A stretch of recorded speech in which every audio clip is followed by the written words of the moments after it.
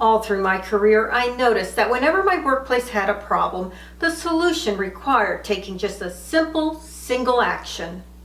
For example, if we failed to meet a goal, the go-to solution was to fire someone, as if Bob was the single cause of our failure and his departure would ensure we achieved all of our future goals. Over the years, I heard lots of simple, single-action solutions to fix my workplace's problems. To solve low production, we just had to hire more people. If we were behind schedule, we replaced the vendor. And to increase revenue, we reorganized the department. And this doesn't just happen in our workplaces. Government leaders also give us simple, single-action solutions. To end income inequality, we just need to tax the rich. To end a war, just call for a ceasefire. To end climate change, ban fossil fuels. And to end illegal immigration, build the wall. Now, those of us with experience solving workplace problems know that these simple, single-action solutions don't solve the complex problems we face today. At best, they only give us a partial solution. So then why do we still keep hearing these simple, single-action solutions? One reason is because people don't know the entirety of how things work, so they can only assign blame. However, there are always people who want to sound smart and important, so they step forward and offer a simple, single-action solution, which then lets everyone else off the hook. But the biggest reason we still get all of these simple, single-action solutions is because we've all been heavily conditioned to solve problems using blue zone thinking. The blue zone is a set of characteristics that define how men think and act in the workplace. Since men designed the public sphere, including our workplaces, they developed problem-solving techniques that align with their blue zone thinking. According to the blue zone, when a man has a problem, he uses his expertise and determination to take tangible action, which gives him the power to create a change that results in a solution that makes the problem go away. He's proud of himself because he's done. When faced with a big problem, he then just has to take a series of actions that create a series of changes that result in the solution that makes the problem go away. Now he's really proud of himself because he's done. It's also simple, straightforward, and logical. And as women, we're told this is that higher order of thinking we should strive for. That is, until we distance ourselves from men and allow ourselves to think like women. That's when we figure out that men's simple, single-action solutions don't solve complex problems.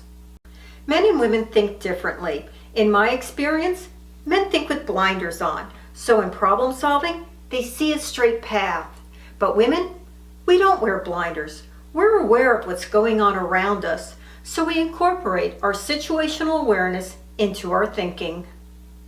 Consequently, we instinctively know that when men take action on a complex problem, they get their desired result. But instead of making the problem go away, they create other results, some of which create new problems they have to deal with. And we know men won't admit that these new problems are due to a flaw in their blue zone thinking. Instead, they claim the additional results are unintended consequences, and we're all supposed to pretend that there's no way anyone could have seen these problems coming. As women, we know better. We know that if they had just talked to more people and gotten more perspectives, they could have learned about the undesirable consequences and come up with better actions and a better solution. But men can't admit to that because men need to protect their blue zone thinking. And the reason they protect it so much is because it rewards them with status. Consequently, men don't want to hear from women who challenge their blue zone thinking. So, to silence women, men return to the blue zone and bring out the big guns. They bring out the experts.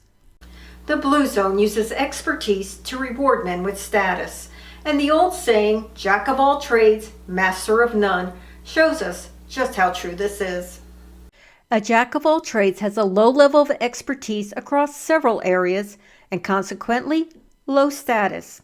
To increase his status, the blue zone requires him to narrow his focus to just one area and increase his expertise in that one area until he has mastered it.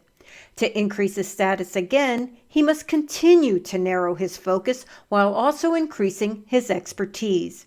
Men with exceptionally high expertise in one narrow area are our experts, and since their expertise is difficult to challenge, their status is secure. As women, we must understand that while men think with blinders on, experts think with very narrow blinders on.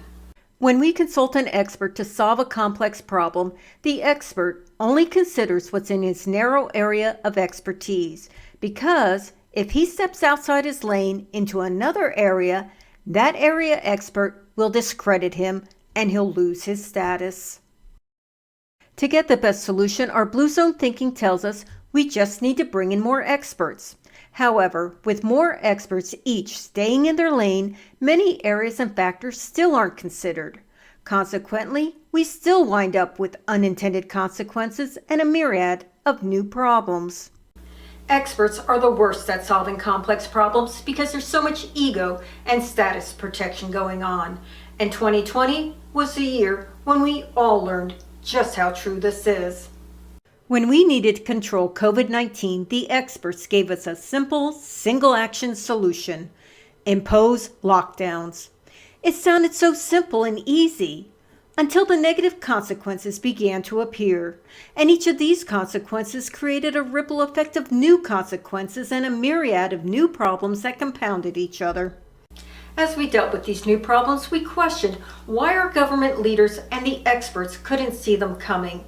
Because as we talked among our co-workers, family, and friends, we could. The difference is that we were talking to and collaborating with a wider range of people and getting a wider range of perspectives. And that's what it takes to solve a complex problem. To prevent unintended consequences and new problems requires people with expertise across multiple functional areas, all working together in harmony. To create harmony, we must first understand relationships between people within a functional area and relationships between people in different functional areas. These relationships will determine if an action has a positive impact or creates a new problem. When we apply a simple single action to a complex problem, relationships create the new problems, and those problems impact the lowest status people first. To solve all these problems, we must do the exact opposite of what the Blue Zone tells us. We must listen to the low status people because they know what the problems are, they know what causes them, and usually they also know how to fix them. As we listen to people, they tell us what additional actions are needed to improve the solution. As we talk to them, we learn how all of our actions are integrated and therefore impact other people and functions. Consequently, an action that helps one group can also create new problems for others. And as we work through the problems, we learn how to create harmony and develop a whole and complete solution. As women, we've been conditioned to believe that all of this is just too complicated for a poor female brain to understand. But wait a second, ladies. You've probably seen a picture like this. Now tell me, whose brain looks like it's better at solving complex problems? Oh, would that happen to be the female brain? The reason women excel in solving complex problems is explained by the pink zone. The pink zone is a list of characteristics that define how women think and act in the workplace. In the pink zone, we find that women like working with many people across many functions because we have a broad, circular perspective that invites everyone in. We have an inherent desire to understand people, functions, and their relationships. So we talk to people. We can listen and collaborate because we can also dispense of our ego, which then allows us to accept different ideas and the reality of how things work. Consequently, we integrate people and functions so they work in harmony. All of this is essential to solving complex problems without creating unintended consequences. But more importantly, because we find pride in getting things done really well, we inspire people to achieve more. Of course, the Blue Zone doesn't want us to know all this. We've been told that our relationship's just touchy-feely stuff, that women talk too much and don't make any sense. And our desire to get things done really well is because we're insecure. As women, we need to stop listening to all this garbage because it's meant to disparage our pink zone thinking and stop us from asserting our abilities. Men in their blue zone thinking discredit our pink zone because we value and empower people at the grassroots. And when we empower the grassroots, the blue zone's hierarchy that awards men their all-important status comes crumbling down. We must remember that solving complex problems requires a diversity of knowledge, experience, and perspectives. Therefore, it requires men's blue zone thinking and women's pink zone thinking working together in harmony. As a woman leading male-dominated workplaces immersed in blue zone thinking, I faced many complex problems. To solve them, I gathered my entire team. As the leader, I ask questions to encourage each team member to voice their individual expertise. What do you think? What happens if we do that? How does this affect you? Does this meet your needs? Does this create problems for anyone? Is there anything else we need to consider? With everyone participating, it didn't take long to develop complete and effective solutions. And as my teams realized what they could accomplish, they took the initiative to solve more complex problems on their own. So ladies, whenever we hear someone espousing one of those simple single-action solutions or invoking the all-knowing experts, our first thought should be, that person doesn't know how to solve a complex problem. And our second thought should be, I need to assert myself as a female leader and empower my crazy pink zone thinking, because that's exactly what we need to solve this problem and avoid all those unintended consequences.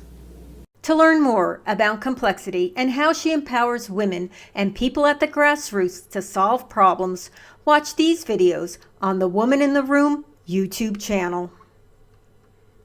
This is Dot Callahan asking you to help me turn the woman in the room into the women in the room. Subscribe to my YouTube channel so you can keep watching and sharing my videos. To learn more, follow the Woman in the Room on social media. And don't forget to check out my website to get advice from a woman who's been there, dealt with that, and knows what works.